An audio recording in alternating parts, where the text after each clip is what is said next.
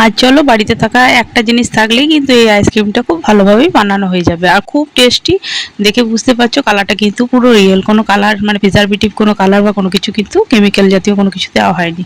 অথচ দেখে বুঝতেই পারছো, আর খেতেও খুব টেস্টি হবে। আর বাচ্চারা যারা ধরো ফল টল পছন্দ করে না, তাদের জন্য তো খুবই ভালো হবে এরকম ধরনের জন্য যদি একটা লোভনীয় আইসক্রিম হয়। তো প্রথমে দেখো এরকম করে আঙুরটাকে ছাড়িয়ে নেবে, কিচ্ছু না, হাতে কটা জিনিস দিয়ে এরকমভাবে আমি বাড়িতে শর্ট করে বানিয়ে দিই। আর আমার বাচ্চারাও সবসময় ফল খেতে পছন্দ করে না, কিন্তু এরকমভাবে বানিয়ে দিলে কিন্তু যে কেউই খেতে চাইবে। মিক্সিতে এবার দেখো পেস্ট করে নিয়ে 2 চামচ চিনি গুঁড়ো দিয়ে দিয়েছি, ডাস্ট এমনি চিনি দিলেও হবে, সামান্য একটু বিট নুন দিয়ে দিয়েছি, তাহলে কিন্তু টেস্টটা বেশি ভালো হবে। আর অল্প আমি গন্ধরাজের টুকরো দিয়েছি, তোমরা চাইলে এটা প্লেন পাতিলেবুও দিতে পারো। আমি গন্ধরাজ লেবুটা দিয়েছি এই জন্য, কারণ সেন্টটা ভালো হবে বলে। ভালো করে দেখো মিক্স করে নিচ্ছি, আর ব্যাস আইসক্রিমের পাত্রের মধ্যে দিয়ে বসিয়ে নিচ্ছি।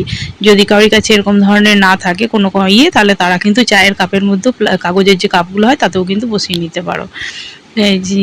এই যে আইসক্রিম কাঠি দিয়ে দিয়ে, ঠিক আছে, এরকমভাবে দেখো খুব সহজে বসিয়ে নেবে আর আইসক্রিম রেডি হয়ে যাবে। হ্যাঁ হ্যাঁ, চ্যানেলটা কেমন লাগছে অবশ্যই কিন্তু কমেন্ট বক্সে জানিও। যদি ভালো লাগে তো চ্যানেলটাকে লাইক সাবস্ক্রাইব শেয়ার করে পাশে থেকো, পাশে থাকা বেল আইকন বাটনটাকে অন করো আর বেশি বেশি বন্ধুদের সঙ্গে শেয়ার করো, লাইক দিয়ে সাপোর্ট করো।